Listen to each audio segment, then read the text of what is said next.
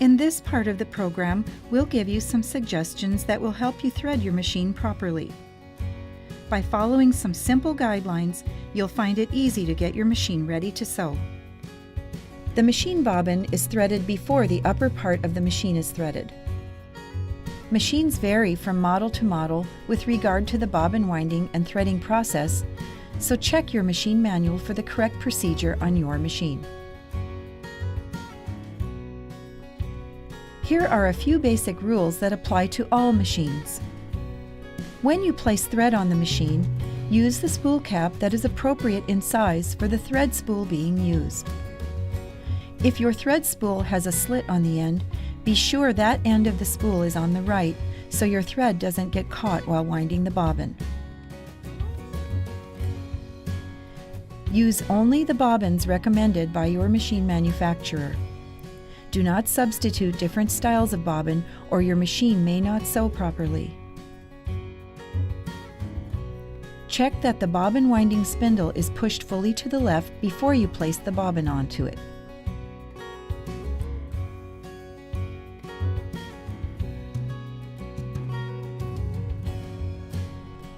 Be sure you place the bobbin into the machine correctly according to your manual. If you put the bobbin in the wrong way, the machine will not sew properly. Though machines vary from model to model as far as their specific threading paths, there are some common things that apply to all machines concerning the threading of the upper part of the machine. Follow your machine's manual or quick start guide for the rest of the threading process for your specific model. First of all, be sure that you raise the presser foot lifter before you begin threading. This is very important because if you don't, the thread will not go into the tension properly. Step number 1 for threading your machine should always be raise the presser foot lifter. Turn the hand wheel to raise the needle to its highest position. When you place the thread spool on the machine, use the spool cap that is appropriate in size for the thread spool being used. If your thread spool has a slit on the end, be sure that end of the spool is on the right so your thread doesn't get caught while sewing. If you are using a cone-shaped spool of thread, it is recommended to place the thread on a thread stand behind the machine for best results. 90% of your sewing will be done with your tension control set in the normal or automatic range as indicated by the instruction manual for your model of machine. The correct appearance of your stitching is mostly determined by the balanced tension of both top and bobbin threads. For straight stitch sewing, the tension is well balanced when these two threads lock in the middle of the fabric layers you are sewing. If, when you start to sew, you find that the stitching is irregular, you will need to adjust the tension control. Do this, however, only after you have determined that the machine has been correctly threaded. If the bobbin thread is showing on the top side of the fabric or the fabric is puckering, adjust the upper thread tension control to a looser setting. If the needle thread is showing on the bottom side of the fabric, adjust the upper thread tension control to a tighter setting.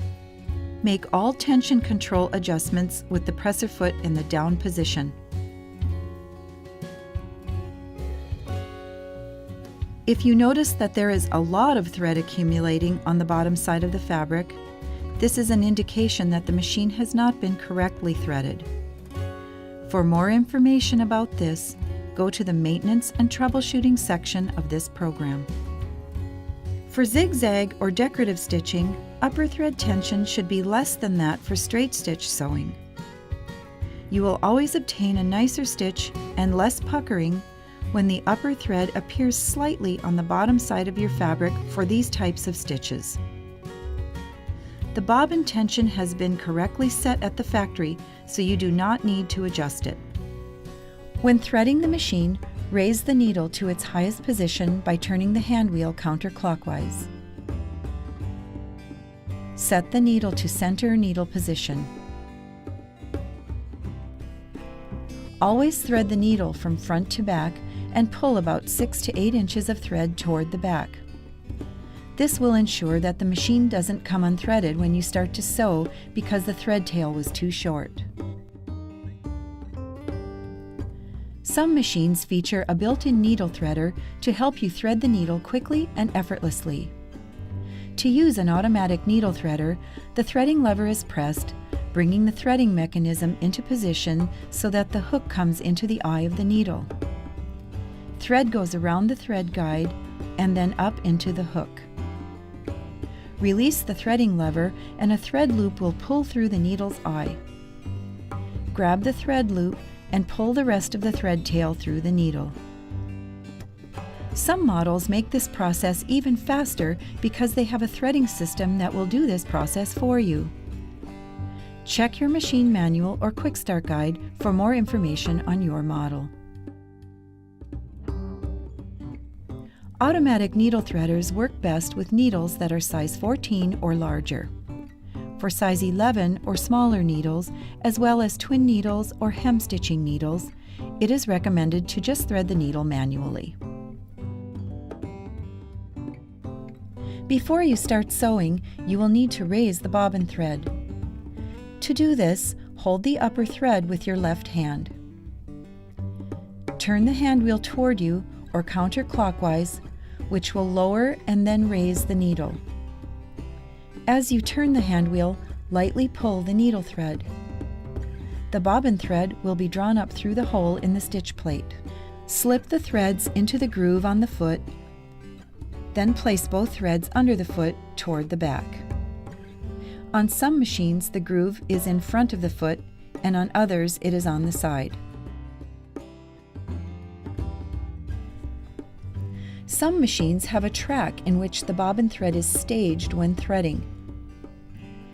If your machine has this style of bobbin threading system, it means that it won't be necessary to draw up the bobbin thread before you begin to sew. The machine will pick it up for you automatically.